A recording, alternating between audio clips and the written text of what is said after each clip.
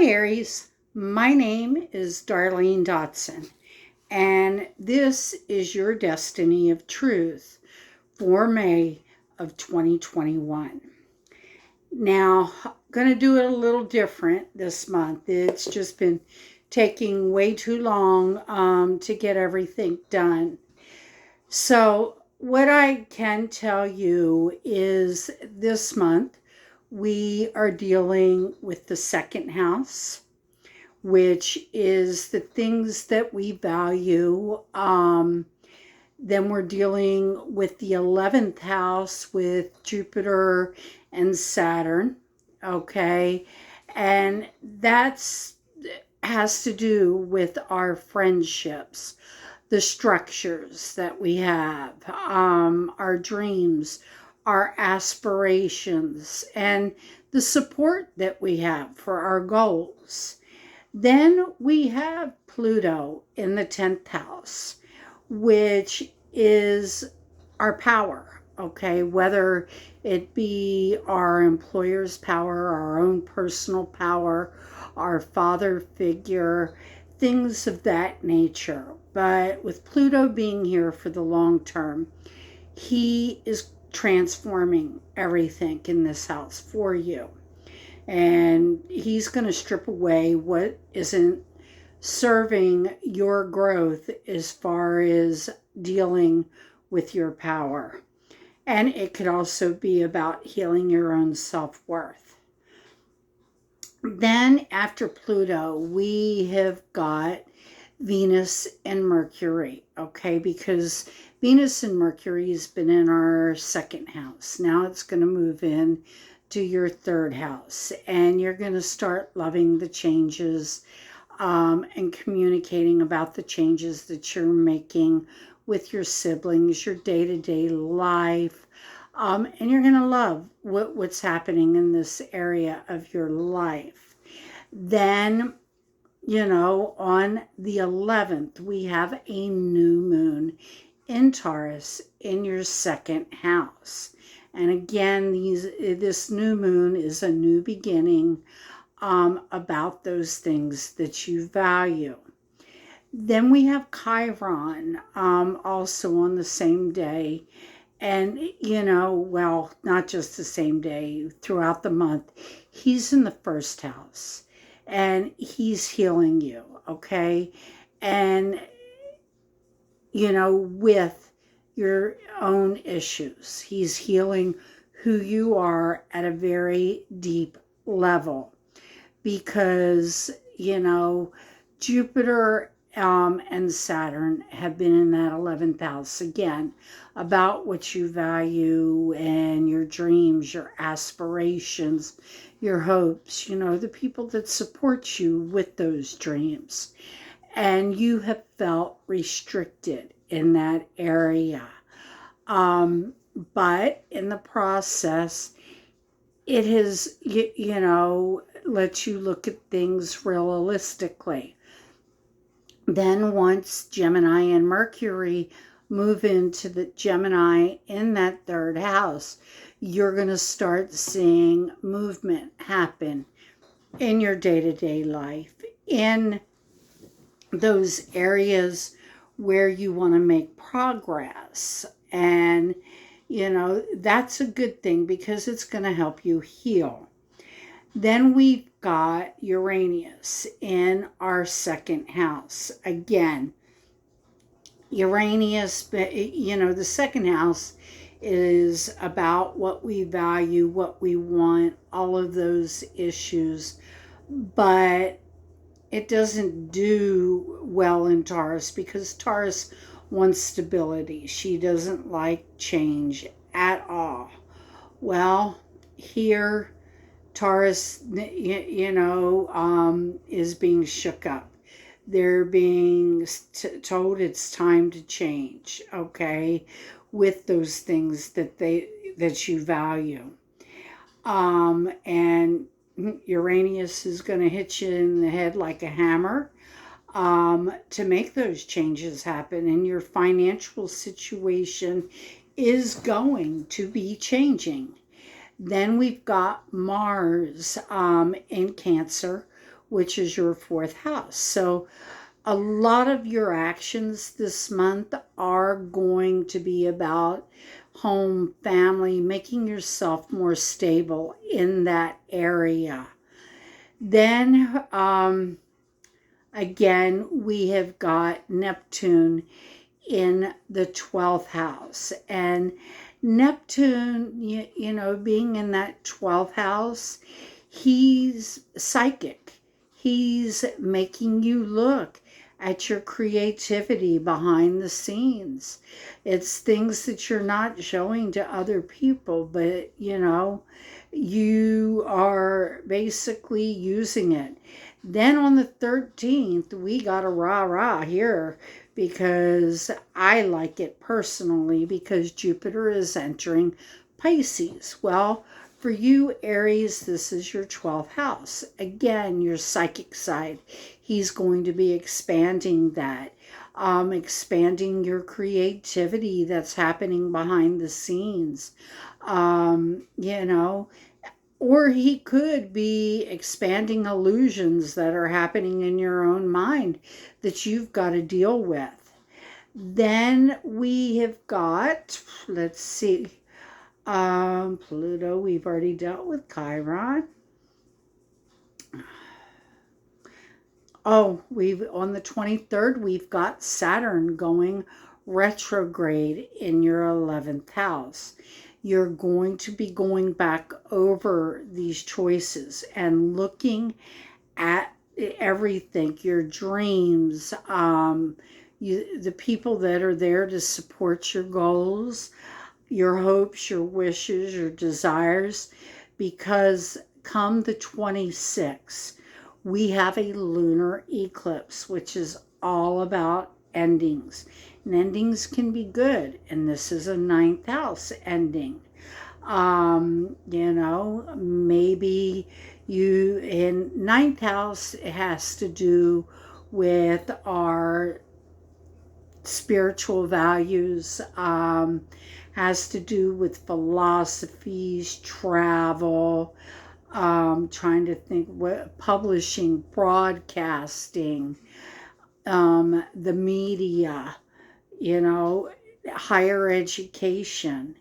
So maybe all of these things are opening back up now, and it's eclipsing a situation out of your life that has, you know, pretty well had you on lockdown, because Sagittarius, okay, he's the natural ruler of that 9th house, okay, and he's making you see, how can I put this, the truth of a situation, of your overzealousness, of your own, let's put it like this. Sagittarius can sometimes expand on the truth. Okay. Well, maybe it's time to end expanding on that truth in order to get where you want to get. Because after that lunar eclipse, the next thing that we have happening is Mercury is going retrograde. And that is your 3rd house of communications, your day-to-day life. So you are going, and siblings. It could, now Mercury retrograde in the 3rd house is a good time to make amends with siblings. It could be a good time to make changes that to think about the changes that you want in your day-to-day life. Now, I do know when Mercury's in Gemini, it's a good time to take a class. But it's going to be hard to comprehend that class in the beginning. But as time goes on, you're going to understand it more deeply than most people would. Now, just know that all the third house action, you're going to be changing your day-to-day life. And that's in order to start healing your self-worth and, you know, to be around people that support your goals. But, that lunar eclipse now, again, that lunar eclipses are generally emotional because it is about ending. But maybe you're coming to a conscious awareness of why things have been the way they have, because the ninth house does rule our mind. So, just know that everything's going to happen. And I don't necessarily see this lunar eclipse being a bad thing because it's in Sagittarius, which is ruled by Jupiter. And Jupiter expands what it touches, it gives it abundance. And I can see that coming through your ninth house. So, but you're just not going to, the Mercury retrograde in your third house, you're going to have to rethink about how you're communicating, dealing with siblings, and if you're going back to issues of the past, it could be a good time to heal issues with siblings. But, that's pretty much what's going on for you for the month of May, Aries. Now, I decided to use the oracles of the unicorns for the month of May. Okay, so let's get them out. They're really pretty cards too. Look at that scenery. Looks like the Northern Lights. So, okay, let's see. Tell me about Aries for the month of May.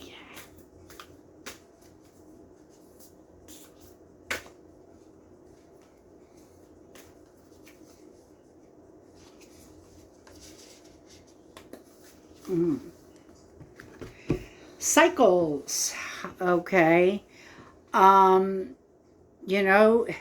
Right now you're honoring the cycles in your life. You know that everything has a right time in your life. Okay. And you are listening and honoring those cycles, because that if you tune in to the magic within, that it'll tell you when things are at the right time, and just realize if something doesn't feel like it's happening, don't force it, because you're not going to make it happen any faster. Because everything has a time and a place in our life. And when we're dealing with cycles, when something is right, it will come at the right time without us forcing anything. And that could be whether it's a business relationship, a personal relationship, a contract, an opportunity, whatever we're doing in life. Don't force it, because when it's right, it'll be right. Then we also have to remember there's always ebb and flow to everything. Sometimes life is good and sometimes it's not. Okay. And instead of trying to push ahead, just rest, retreat. Okay.